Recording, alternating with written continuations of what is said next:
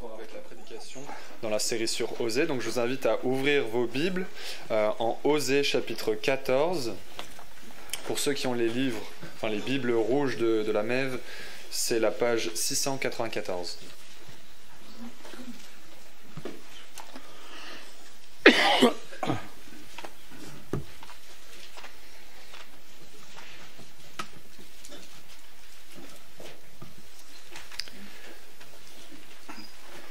Israël, reviens à l'Éternel, ton Dieu, car tu es tombé par ton iniquité. Apportez avec vous des paroles et revenez à l'Éternel. Dites-lui, pardonne toutes les iniquités et reçois-nous favorablement. Nous t'offrirons au lieu de taureaux l'hommage de nos lèvres. L'Assyrien ne nous sauvera pas, nous ne monterons pas sur des chevaux, et nous ne dirons plus à l'ouvrage de nos mains, notre Dieu, car c'est auprès de toi que l'orphelin trouve compassion. Je réparerai leur infidélité, j'aurai pour eux un amour sincère, car ma colère s'est détournée d'eux. Je serai comme la rosée pour Israël, il fleurira comme le lys, et il poussera des racines comme le Liban. Ses rameaux s'étendront, il aura la magnificence de l'olivier et les parfums du Liban. Ils reviendront s'asseoir à son ombre, ils redonneront la vie au froment, et ils fleuriront comme la vigne. Ils auront la renommée du vin du Liban. Éphraïm, qu'ai-je à faire encore avec les idoles? Je l'exaucerai, je le regarderai, je serai pour lui comme un cyprès verdoyant. C'est de moi que tu recevras ton fruit. Que celui qui est sage prenne garde à ces choses, que celui qui est intelligent les comprenne, car les voies de l'Éternel sont droites, les justes y marcheront, mais les rebelles y tomberont. La deuxième lecture se trouve dans Luc, dans l'évangile de Luc, chapitre 19, les versets 1 à 10. Et pour la Bible rouge, c'est à la page 798 dans le Nouveau Testament.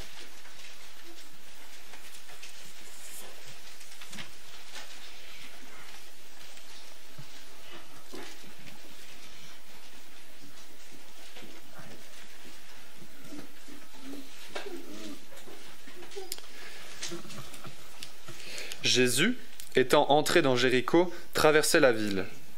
Et voici un homme riche, appelé Zachée, chef des publicains, cherchait à voir qui était Jésus. Mais il ne pouvait y parvenir à cause de la foule, car il était de petite taille.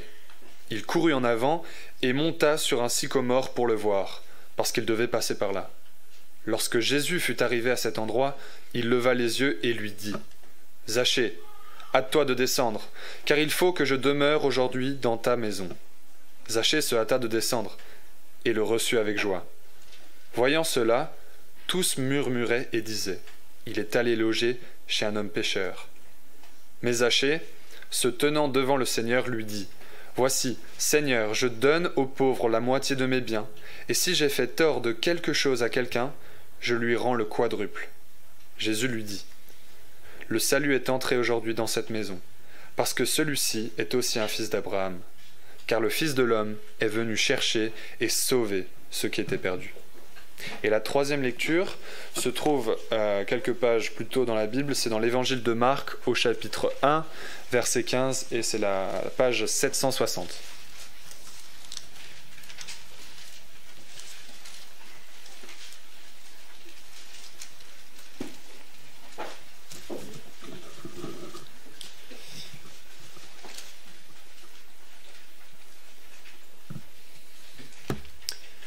Il disait « Le temps est accompli, et le royaume de Dieu est proche.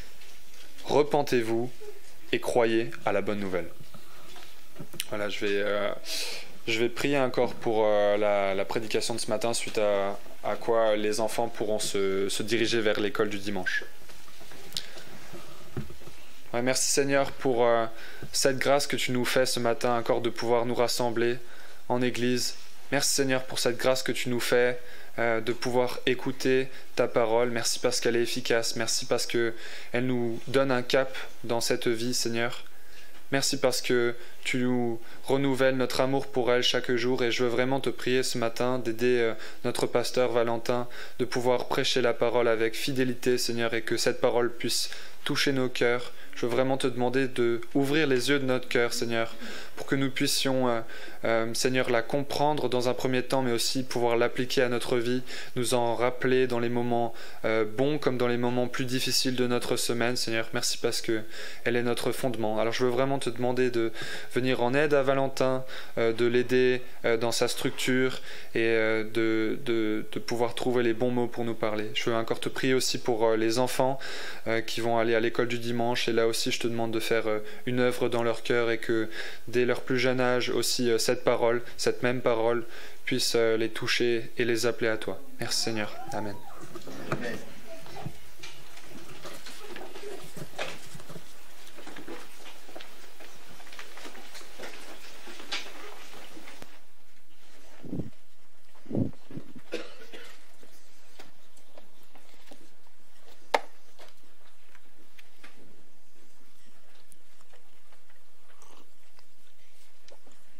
Bonjour à tous. C'est un privilège pour moi de pouvoir apporter la parole ce matin. Et si certains veulent encore des questionnaires, je pense qu'il en reste encore quelques-uns. Si peut-être certains veulent lever la main pour avoir un questionnaire. Si tout le monde est équipé, je pense qu'on peut y aller. Nous voici arrivés au dernier chapitre de cette prophétie en Osée. Et quelle joie ce matin de pouvoir terminer ainsi. Quelle joie de pouvoir terminer de cette manière. Si vous avez été attentifs à cette lecture, et je vous invite à garder votre Bible ouverte en Osée, chapitre 14. Quelle est la différence fondamentale entre un chrétien et un non-chrétien ? Quelle est la différence entre une personne, comme on dit, dans nos milieux réellement née de nouveau, et quelqu'un qui fait partie du monde, qui ne connaît pas le Seigneur Jésus-Christ? Est-il plus parfait? Est-il plus gentil? Est-il plus intelligent? Est-il né sous une bonne étoile? Non. Un chrétien n'est pas plus parfait, n'est pas plus gentil, n'est pas plus intelligent, n'est pas meilleur. La seule différence est qu'un chrétien reconnaît qu'il a mal agi, qu'il a péché contre Dieu, et il reconnaît qu'il a besoin d'aide. Il se repent. Il se tourne vers le Seigneur, vers l'Éternel, et lui demande pardon.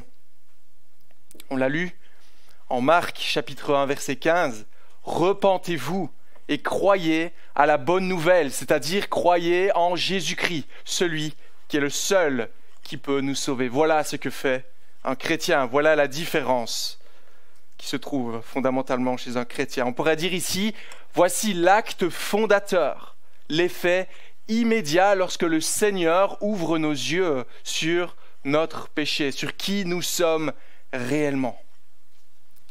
Et donc ce matin, on voudrait savoir un peu plus comment ça fonctionne, n'est-ce pas? Comment ça fonctionne, la repentance? Si c'est un acte tellement important, qu'est-ce qu'il contient? Comment ça marche? Comment savoir si je me suis réellement repenti? Beaucoup de gens aujourd'hui peuvent se repentir de toutes sortes de manières, demander pardon. Mais comment le pardon doit-il être vécu? Quand Dieu appelle quelqu'un à venir à lui, comment revenir à Dieu? Premier point sur vos questionnaires, premier point de cette prédication, Dieu appelle son peuple à revenir, mais comment revenir à lui? Et dans cette fin de prophétie, nous retrouvons ici une exhortation, cette supplication comme une oasis dans le désert. Verset 2, regardez avec moi. « Ô Israël, reviens au Seigneur ton Dieu, car tu as trébuché par ta faute. Reviens au Seigneur ton Dieu. » Et en lisant cela, si vous lisez toute la prophétie ou dans votre lecture personnelle, on peut rapidement passer à autre chose, à la suite de notre lecture. Mais voyez-vous et comprenez-vous quel poids, quelle profondeur doivent avoir ces mots dans la bouche du prophète, mais surtout dans la bouche de Dieu qui parle à travers ce prophète. Alors si vous arrivez ce matin pour la première fois dans cette série, pas de problème, Mais vous devez juste savoir que nous sommes passés à travers toute une série de prédications et de messages dans cette prophétie d'Osée qui étaient parfois extrêmement difficiles et douloureux à entendre. Car durant toute cette prophétie, Osée nous a présenté un peuple décadent, rebelle à Dieu, qui ne voulait pas de lui. Un peuple qui, dès le début de cette prophétie, était qualifié de femme adultère, prostituée, enfant illégitime. Nous avions vu qu'il était idolâtre. Il sacrifiait la vie au Baal, les faux dieux. Il se livrait au culte pervers de son époque, les cultes de la fertilité.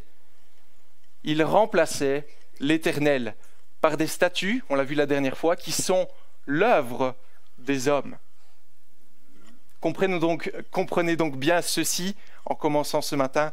Lorsqu'on remet tout ça en perspective, on voit ici qu'il ne s'agit pas d'une simple faute, d'une simple erreur, d'un simple moment d'égarement de la part du peuple. Vous voyez, cette exhortation au verset 2 n'invite pas le peuple ou ceux qui ont péché contre Dieu à simplement changer de chaussures, parce que celles que vous possédez vous font trébucher malgré vous.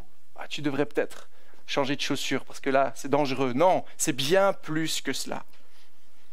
Nous voyons ici, à travers toute cette prophétie et dans ce verset 2, toute l'expression d'un cœur corrompu par le péché, rebelle à Dieu, qui l'a rejeté et qui suit ses propres voies. Donc comprenez ce matin en commençant quelle émotion doit se dégager d'un tel verset, qui semble maintenant présenter une solution à un problème qui, lors des dernières prédications, nous l'avions vu, un problème qui semblait sans solution. Cette exhortation renferme tout le message de cette prophétie. Dans ce premier verset, il faut nous rappeler toute l'intensité de l'horreur commise par le peuple durant toute cette prophétie pour comprendre l'amour de Dieu. Raison pour laquelle Osée attend le tout dernier chapitre pour nous faire part. Même s'il l'a déjà fait à certains moments, il y a eu certains moments de lumière qui étaient bien rares dans cette prophétie. Et ici, on a une lumière rayonnante qui explose littéralement dans ce verset 14, dans ce chapitre 14. Israël avait tout pour déplaire à Dieu, être loin de lui. Mais avez-vous noté le caractère familier avec lequel Dieu parle à ce peuple ici? Toujours au verset 2. Israël, reviens à l'Éternel, ton Dieu. Il est ton Dieu. Pourtant, en voyant l'attitude du peuple, pouvions-nous dire qu'Israël était réellement le peuple de Dieu? Non, bien sûr. Mais pourtant, c'est comme ça que Dieu s'adresse à eux. Il est ton Dieu. Tu es sa création. Il t'aime. Il veut que tu reviennes à lui. Appel qui est toujours valable pour nous aujourd'hui qui avons péché contre Dieu. Il est ton Dieu. Il t'aime. Il veut que tu reviennes. Mais à cause de sa persévérance dans le péché, malgré les avertissements du prophète, nous avions vu toute la tempête de la colère de Dieu qui s'abat sur ce peuple. Et si vous voulez juste un aperçu de cela ce matin, regardez juste le verset au-dessus de ce texte. Et je ne vais pas revenir dessus parce qu'on en a déjà bien parlé. Un verset qui expose toute l'horreur du jugement de Dieu. Jugement juste de la part de Dieu qui doit punir le mal et le péché. Mais comment revenir ?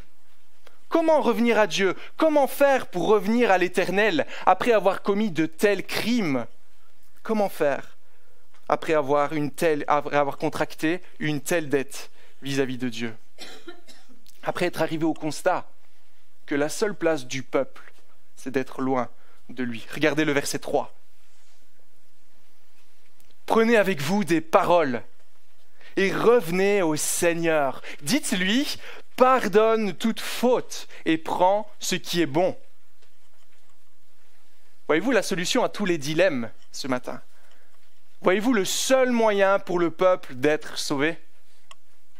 Prenez avec vous des paroles. Quoi? C'est tout? prenez des paroles, venez avec des simples mots auprès de l'Éternel. Voilà seulement ce que Dieu demande de son peuple. Quel serait notre réflexe naturel lorsqu'on a commis du mal et qu'on veut se faire pardonner? Peut-être, combien faut-il payer? Comment est-ce qu'on revient à Dieu? Quel cadeau faut-il lui faire? Quelle offrande? Quelle quantité d'argent? Combien dois-je souffrir pour revenir à lui? Mais rappelez-vous, ça, Israël l'a déjà fait. Chapitre 5, verset 6.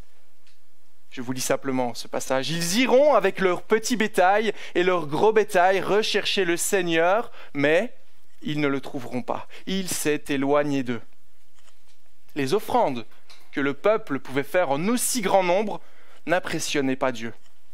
Le peuple venait avec cette attitude. « Ouais, Seigneur, toutes mes offrandes, c'est bon, t'es content? Je peux continuer ma vie maintenant? » Non, ce n'est pas ce que Dieu désire.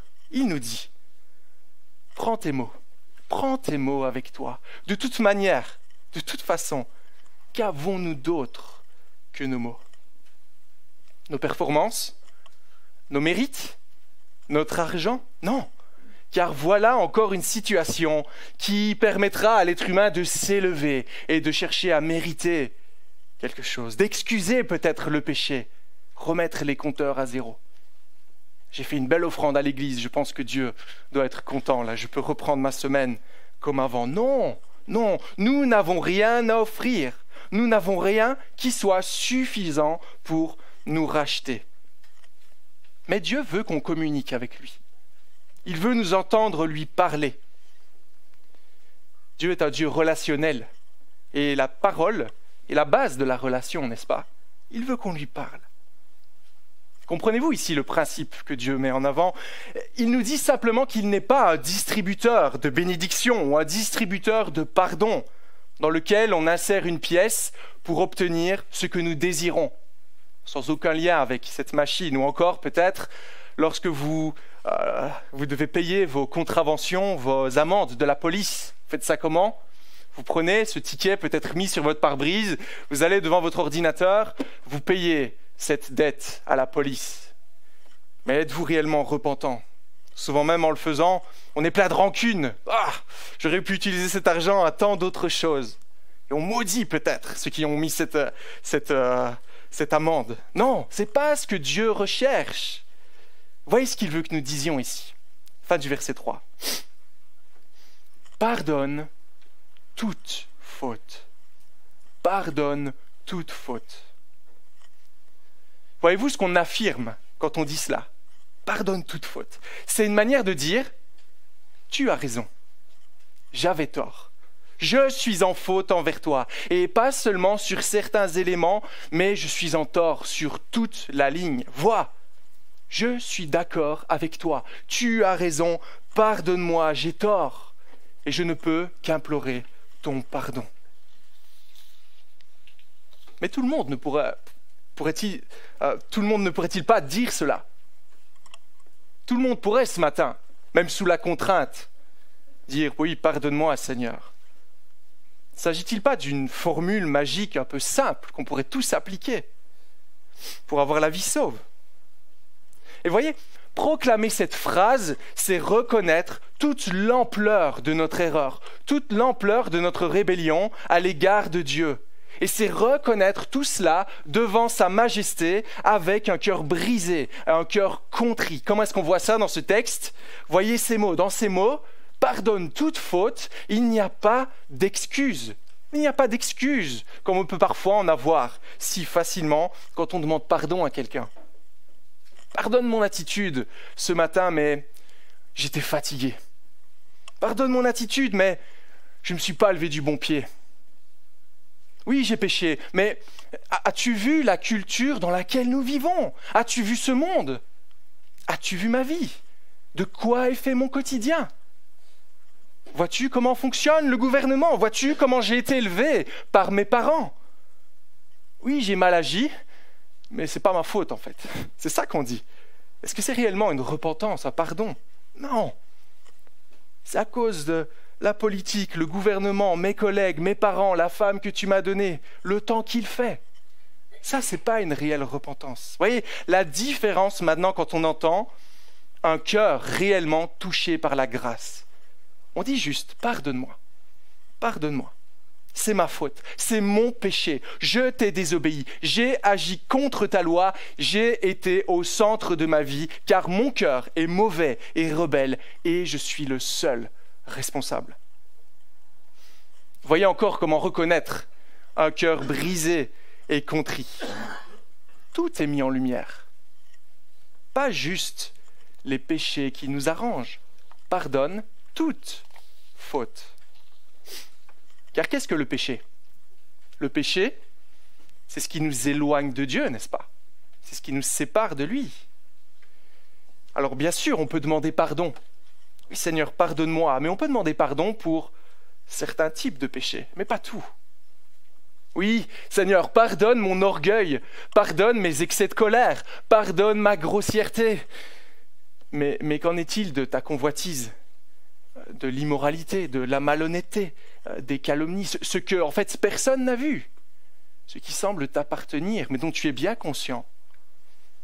Oui, bien sûr, mais vois-tu les conséquences pour moi si j'avoue cela? Oui, je peux demander pardon, Seigneur, d'avoir été malhonnête en affaires, mais après je devrais demander pardon à mon patron, pardon à mon épouse, pardon à mes amis. Imagines-tu les conséquences? Non, non, non, non, je ne peux pas faire ça. Ça m'appartient. C'est mon jardin secret. Non, ce n'est pas ton jardin secret parce que c'est précisément ces péchés-là qui t'éloignent de Dieu. C'est précisément ça qui te sépare de Dieu, ce que tu gardes, ce pour lequel tu ne veux pas te repentir. Voyez ici, il y a plus qu'une formule magique. Un cœur brisé, un cœur contrit donnera tout au Seigneur, sans rien cacher, pas d'excuses, pas de pardon à moitié avec l'Éternel. Pourquoi pas? Pourquoi ça ne peut pas fonctionner? Car ça prouve simplement qu'on n'a pas réellement compris la gravité de notre situation.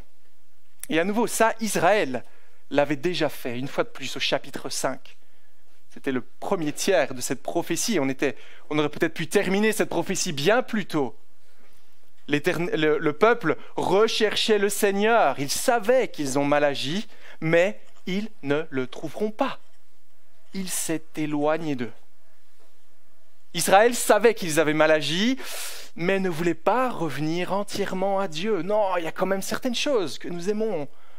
Il y a quand même certaines choses. Peut-être Dieu va comprendre. Peut-être qu'il ne voit pas. Notez, si c'était si facile de demander pardon à Dieu, ne l'aurait-il pas simplement fait?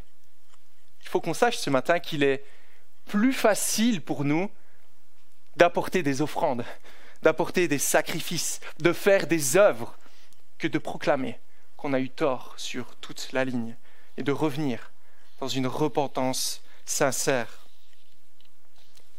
Il est plus difficile pour nous de s'humilier devant la main de Dieu et devant ceux à qui on a fait du mal. Accepter qu'on n'a rien à offrir à part supplier le Seigneur d'obtenir son pardon. Vous voyez l'exemple de Zachée qu'on a lu en Luc chapitre 19. Zachée, t'es malhonnête. Les gens le savaient. Vous voyez l'attitude lorsque le Seigneur Jésus vient chez lui. Ouais, il va rendre à ceux qui sont pauvres et il rendra 4 fois plus à ceux à qui il a fait du mal. Il aurait pu simplement dire « Pardonne-moi, Seigneur ». Mais non, l'effet, la rencontre avec le Dieu de l'univers, avec le Seigneur Jésus, produit un fruit incroyable, une réelle repentance. Zachée, en étant au contact de la grâce de Dieu, ne peut faire autrement que d'exprimer cette réelle repentance. Et rappelez-vous ce que Jésus a dit en voyant cela. Il dit, le salut est entré aujourd'hui dans cette maison, car voici le fruit d'une réelle rencontre avec Dieu. On voit une personne qui change complètement d'attitude. Et voyez-vous ce vers quoi cette proclamation nous conduit? On demande pardon à Dieu, fin du verset 3. C'est un peu ambigu dans nos versions parce que l'original est un peu particulier en fait. Littéralement, ce verset dit « Nous t'offrirons les taureaux de nos lèvres. » Nous t'offrirons les taureaux de nos lèvres. Oh là, qu'est-ce que ça veut dire ça? Parce que ça, on vient de dire qu'il ne faut pas donner de sacrifice à l'Éternel. Et là, on ne comprend pas trop. Ouais, il ne s'agit pas d'un salut par les œuvres, mais de l'attitude logique du pardonner.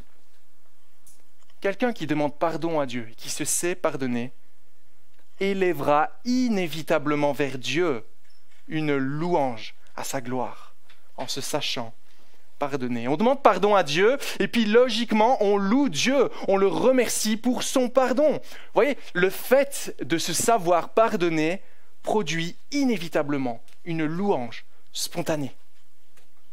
Et à nouveau, si elle n'est pas là ce matin, si on n'a pas à cœur à louer Dieu, peut-être que c'est parce qu'on ne réalise pas la grandeur du pardon de Dieu. Et si on monte un peu avant, peut-être qu'on ne réalise pas ce à quoi Dieu nous a pardonné, la profondeur de notre péché, la dette qui a été effacée. Peut-être qu'on minimise ce péché. Peut-être qu'on dit que c'est le travail de Dieu de pardonner. C'est à lui qu'il fasse son travail. Non. Lorsqu'on se sait pardonner, il y a de la joie de celui qui a sa dette entièrement remise. Et vous voyez, ce qu'il ne faut pas oublier non plus, le pardon peut sembler parfois tellement difficile. Je ne peux pas lui demander pardon, je ne peux pas demander pardon à Dieu pour cela. Mais il est important de ne pas oublier la joie qui est liée à ce pardon. Le pardon est porteur d'une telle joie, d'une telle libération, qu'inévitablement, on va exuler en louange à l'Éternel.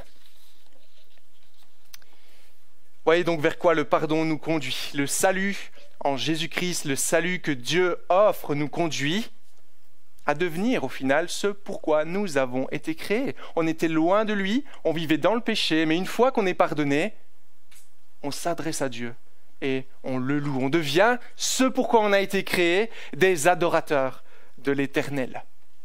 On n'a pas à nous forcer de l'être, on le devient simplement. On ne peut faire autrement que cela.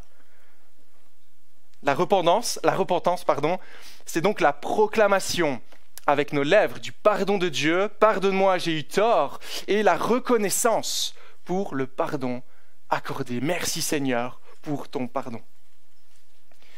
Alors je voudrais juste faire une petite remarque à ce stade.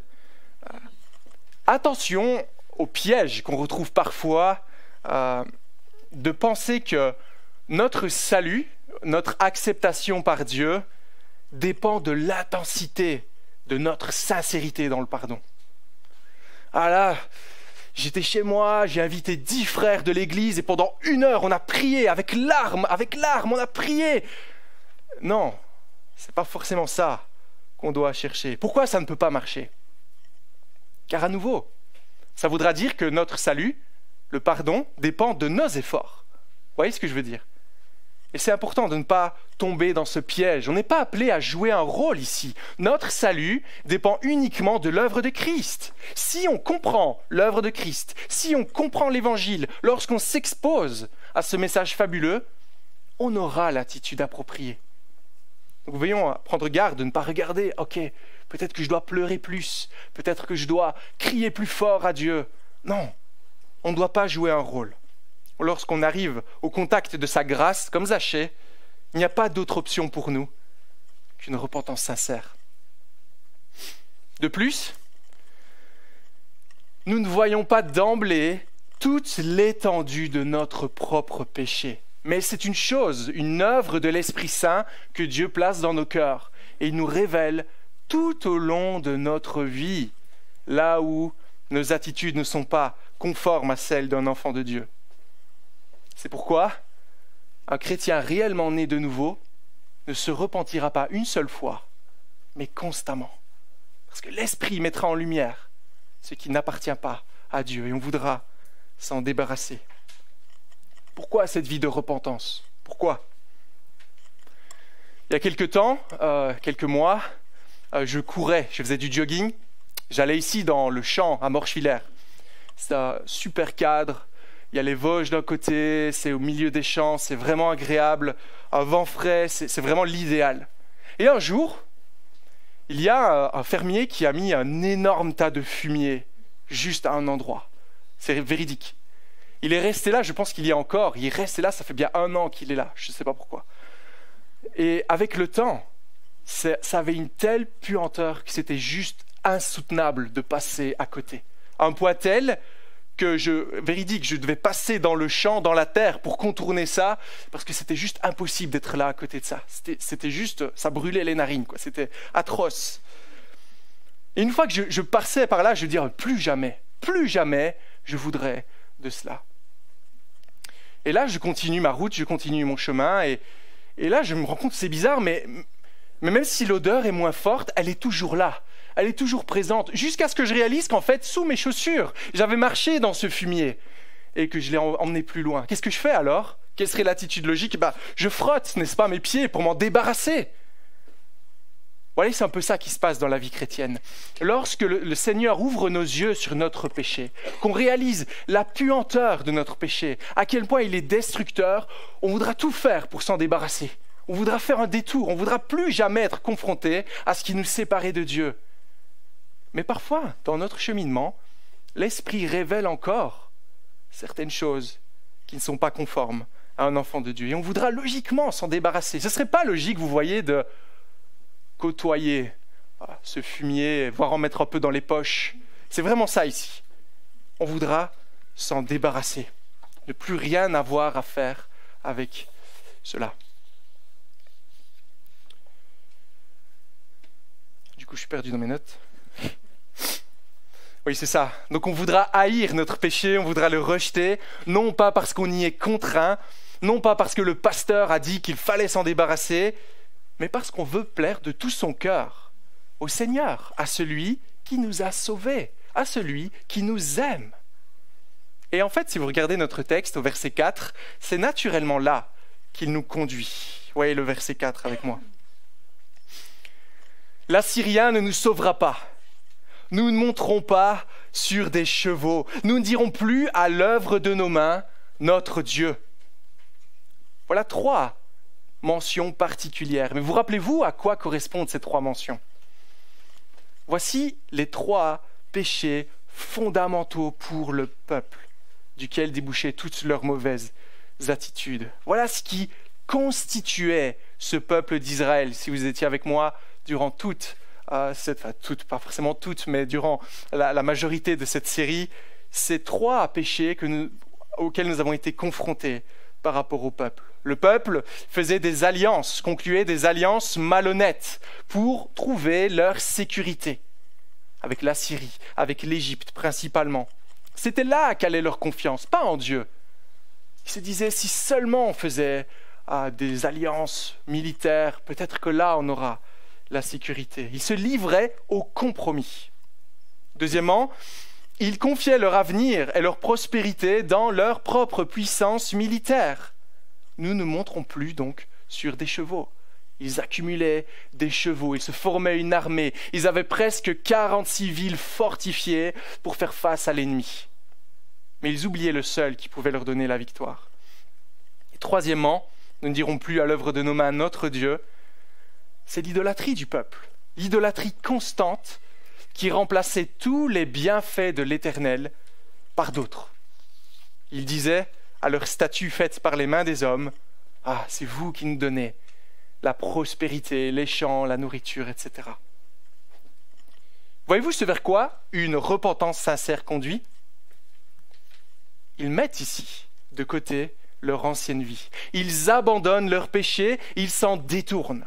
Revenir à Dieu veut dire détester ce que lui déteste, ce qu'il considère comme abominable. Nous voudrons également le considérer comme abominable.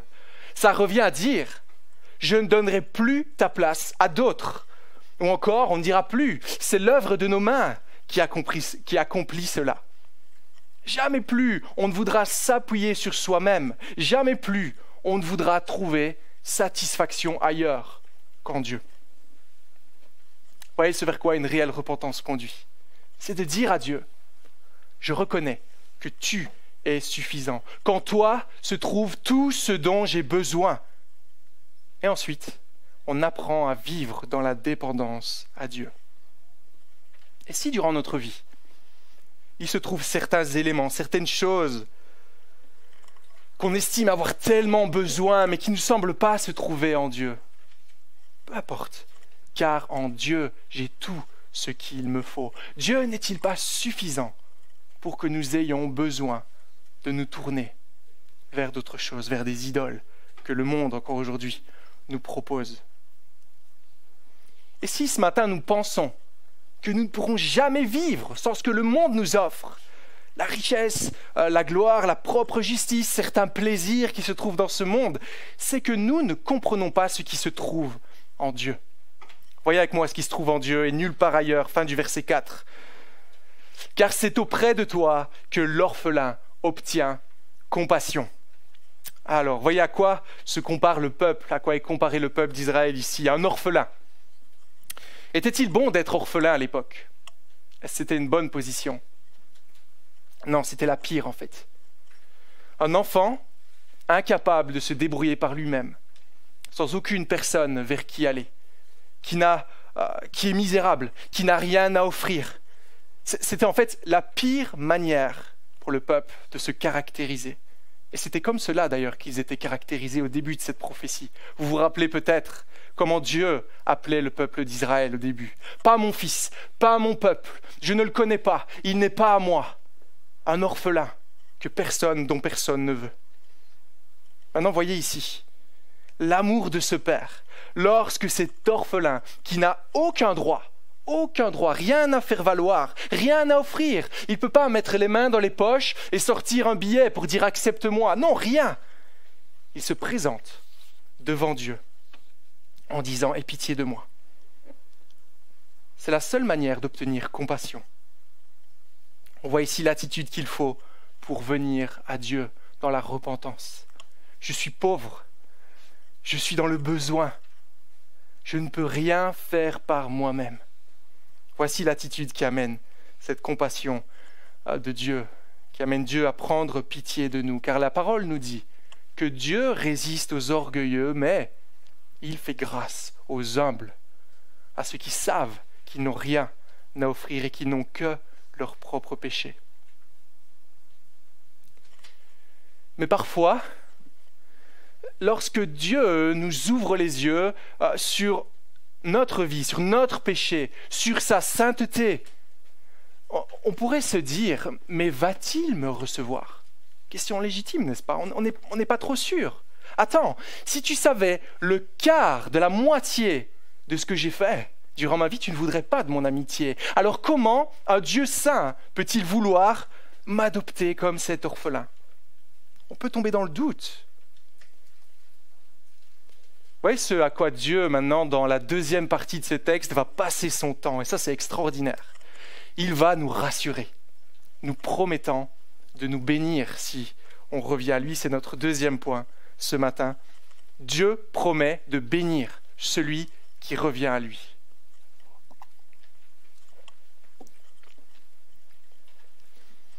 Avez-vous déjà eu les pneus de votre voiture tellement usés que votre conduite en était affectée? Je pense que c'est plutôt rare ici. Et sans vouloir à nouveau, excusez-moi, retourner dans les histoires australiennes, nous on a vécu ça avec le van, Coconut, pour ceux qui étaient là. Bref, notre van était tellement vieux, ses pneus étaient tellement usés que pour pouvoir rouler droit, on devait avoir le volant de travers. Il était constamment comme ça. Si on voulait le remettre droit, il partait dans un sens, il partait dans l'autre. Alors ce qu'on a fait durant le voyage, c'est que, oui, on a dû changer les pneus à certains moments. On a changé les pneus, et est-ce que ça a résolu le problème? Non, ça l'a même accentué en fait. Le fait d'avoir de nouveaux pneus faisait que le volant était encore plus de travers, et que la voiture allait encore plus de travers. Qu'est-ce qu'il faut faire pour remettre ce volant droit, pour récupérer une bonne conduite? Bien, il faut qu'un garagiste fasse un acte, un rééquilibrage de la voiture. Il doit la mettre sur le pont, il doit régler la direction, afin qu'avec les nouveaux pneus et cette direction, on puisse aller droit. C'est un peu la même chose que Dieu fait avec nous. Il ne nous dit pas simplement « Reviens à moi, mets ton péché de côté et marche droit ». Non, il s'investit lui-même pour changer notre cœur. Regardez le verset 5 avec moi. « Je guérirai », donc Dieu parle, « je guérirai leur infidélités. Dieu fait une œuvre dans nos cœurs. Dieu nous guérit. Il change nos cœurs de pierre en cœurs de chair, en des cœurs qui sont prompts à lui obéir. Lui-même place en nous ce désir, cette puissance naturelle, surnaturelle plutôt, de vouloir vivre pour lui et lui obéir. Comment fait-il cela? Il nous dit dans sa parole que lorsqu'on revient à lui, il place en nous son Esprit Saint, afin qu'on ne s'éloigne pas de lui. Ainsi, personne ne peut dire « je peux pas venir à Christ, car je ne peux pas mener la vie qu'il demande. Je ne peux pas lui obéir, c'est pas possible. » Car en fait, si, c'est Dieu lui-même qui nous donne la capacité de vivre pour lui. Et même si dans cette vie on n'arrivera jamais à le faire parfaitement, on progresse. L'Esprit met en lumière. L'Esprit nous met à cœur de vivre pour lui. Ça ne vient pas de nous. C'est Dieu qui fait cette œuvre en nous. En fait, le mot, c'est assez intéressant ici, mais le mot infidélité, je guérirai leurs infidélités, c'est un jeu de mots avec le terme hébreu qui dit les détours, le fait de s'éloigner, se retourner. C'est un mot qu'on utilise aussi pour repentance. Donc en fait, ici, il y a une œuvre particulière que Dieu fait, fin du verset 5. Excusez, là, je me mélange. Donc ce que Dieu nous dit plutôt, c'est que c'est seulement lui qui peut guérir notre éloignement. Donc les détours, c'est quand on s'éloigne de lui, on va dans notre péché. La seule manière de revenir à lui, c'est quand lui guérit nos détours. Ensuite, fin du verset 5, vous voyez comment on peut être transformé. Je les aimerai d'un amour généreux, car ma colère s'est détournée d'eux. Vous savez comment on appelle ça? C'est la grâce de Dieu. C'est la grâce de Dieu. Là où plus tôt, dans cette prophétie, chapitre 9, verset 15 par exemple, Dieu avait dit, à cause de leurs agissements mauvais, je les chasserai de ma maison. Je ne continuerai pas à les aimer. Maintenant, il leur dit, je les aimerai d'un amour généreux. Je les séduirai. Je les ferai revenir à moi lorsqu'ils verront mon amour pour eux. À nouveau, le mot détourner. Détourner, pour parler de la colère de Dieu. La colère de Dieu se détourne. Donc littéralement, ce que ce texte nous dit, quand Dieu nous aide à nous détourner de ce qui nous détournait de Dieu, Dieu détourne sa colère. Ça, c'est la couleur du texte dans l'original.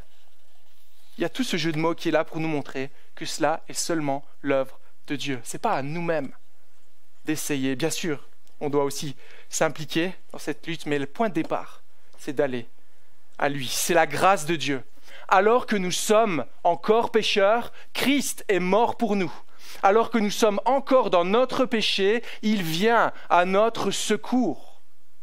Et voyez ensuite les versets 6 à 8, où Osée nous parle ici à quoi ressemble ce salut que Dieu donne, cette bénédiction.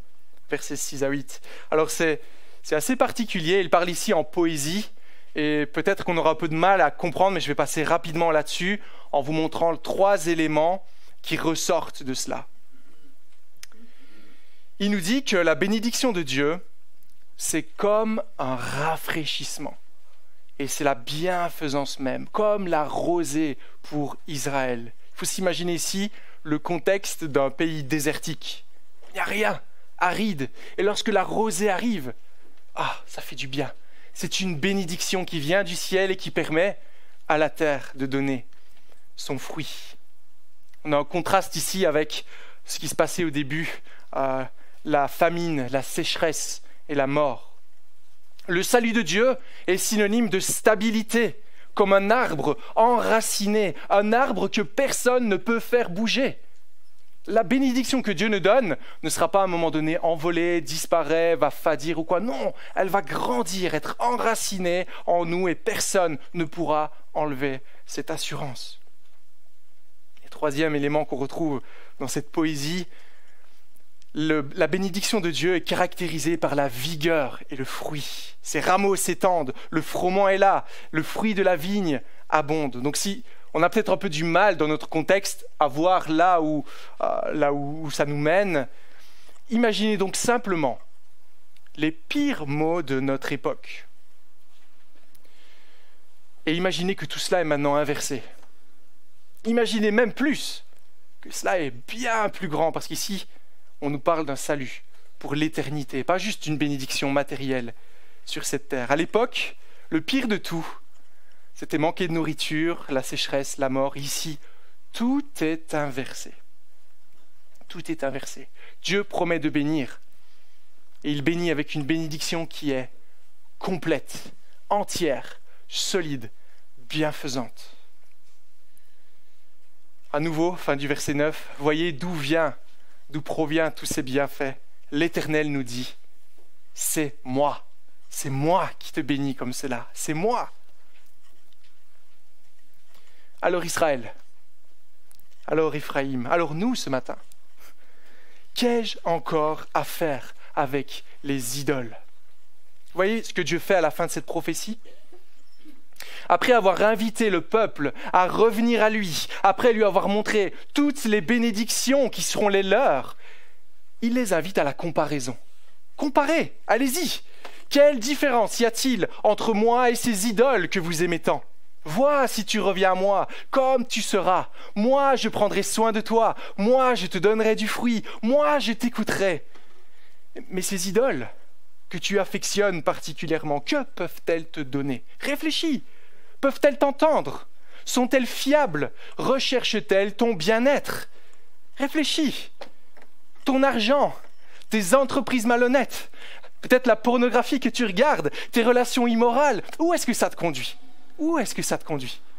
Est-ce que ça t'offre la satisfaction, la joie, ou la culpabilité, le mal-être, l'esclavagisme et finalement la mort? Compare.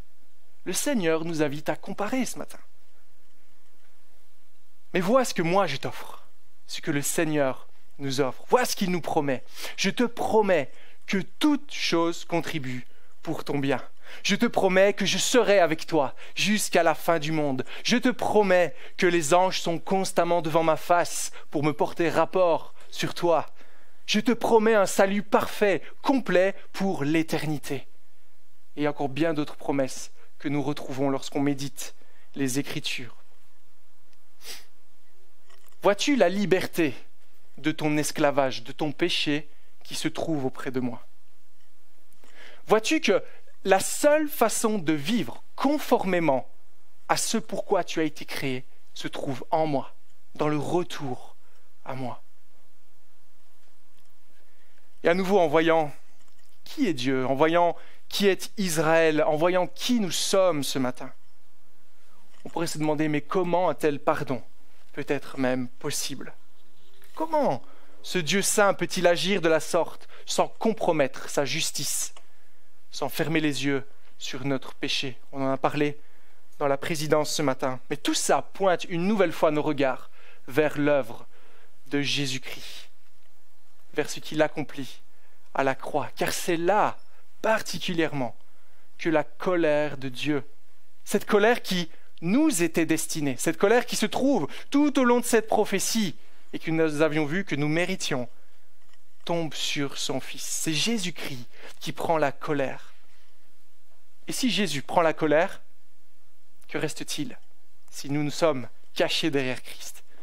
Il ne reste que l'amour de Dieu pour nous. Vous voyez ça? Certains diront peut-être ce matin, j'ai beaucoup à me faire pardonner. J'ai beaucoup à me faire pardonner, si seulement tu savais. Sachez ce matin que jamais aucune œuvre que vous puissiez faire ne pourra remplacer le mal qui a été fait. Rien que le sang de Jésus. Rien que le sang de Jésus. C'est seulement en lui que toutes les malédictions sont inversées. C'est seulement en lui que nous avons la vie spirituelle. C'est seulement en lui que nous sommes sauvés. En lui, nous sommes restaurés. Il nous accorde la vie éternelle. Il nous accorde son pardon.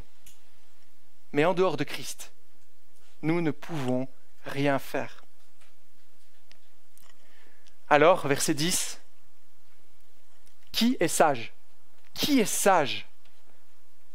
Certaines versions disent qui n'est pas sage, etc. Mais ici, c'est vraiment une forme interrogative. Et voyez ce que le prophète cherche à faire en terminant cette prophétie. Il s'adresse à nous personnellement ce matin. Il s'adresse à nous. Il quitte les personnes de son époque et tourne les regards vers tous ceux qui liront cette prophétie par la suite. Et il nous demande, qui est sage? Il s'adresse à tous ceux qui, après l'histoire d'Israël, se reconnaîtront en Israël, se reconnaîtront en Gomère. Cette femme infidèle, ce peuple infidèle, ces enfants illégitimes, cette prostituée qui ne mérite certainement pas l'amour de son mari. Et il nous dira, comprends-tu ce que je dis? Comprends-tu tout le message de cette prophétie? Dieu t'appelle à revenir à lui. Alors si tu es sage ce matin, reviens à lui.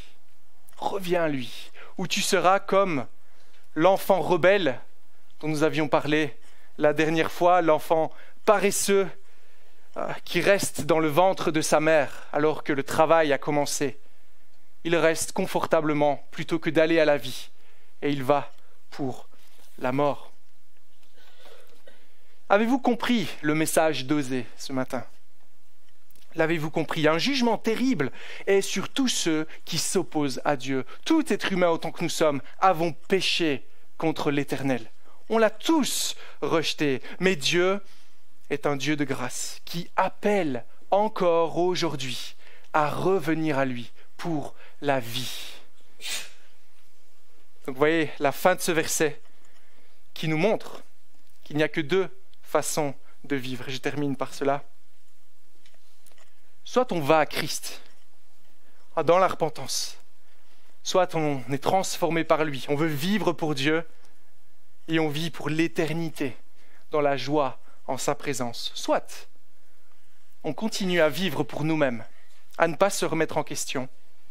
Et là, la finalité est aller en enfer pour l'éternité, loin de la présence de Dieu et dans des tourments qui seront plus que mérités. Alors qui est sage? Qui est sage ce matin? Dieu nous dit encore aujourd'hui, comme en Deutéronome chapitre 30, « Je mets devant toi la vie et la mort. Choisis la vie afin de vivre. Cours à Christ pour ton salut. » Amen.